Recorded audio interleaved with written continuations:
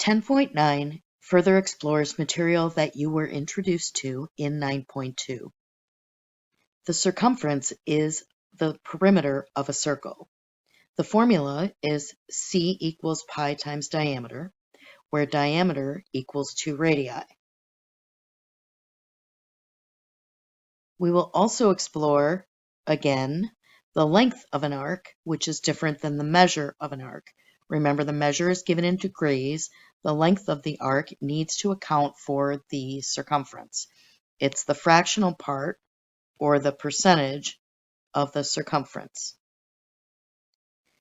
In the first example, we will find the radius of a circle whose circumference is 50 pi.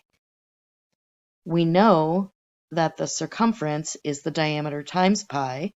We were given that the circumference is 50 pi.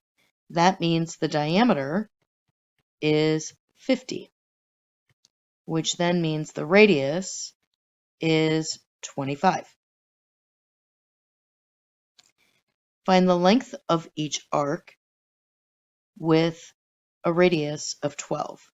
So we're given the measure of 30.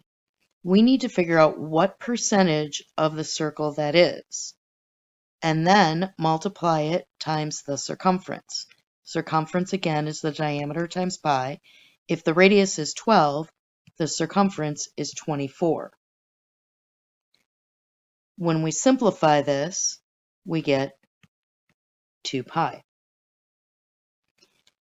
If we're given the measure of a 105-degree arc, we have to figure out the percentage of the circle that would be, and then multiply it again times the circumference, simplify, and we get 7 pi.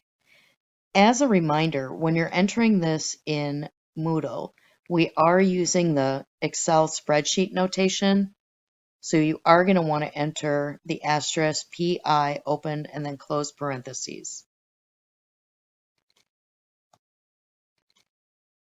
For our third example, the diameter of a bicycle wheel, including the tire, is 70 centimeters. How far will the bicycle travel if the wheel rotates 1,000 times?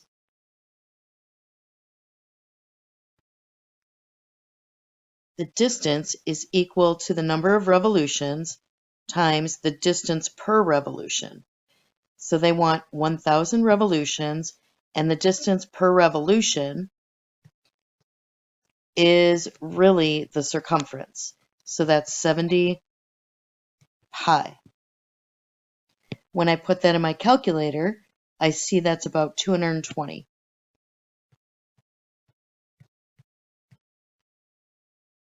Which means I have about 220,000 centimeters. Converting that to meters, divide by 100, you get 2,200 meters. How many revolutions will the wheel make if the bicycle travels 15 meters? Approximate to the nearest tenth. So we're going to use the same setup for our equation. The distance is equal to the number of revolutions times the distance per revolution. So this time, we know that we want to go a total of 15. The number of revolutions is what we need to determine. So that's our x.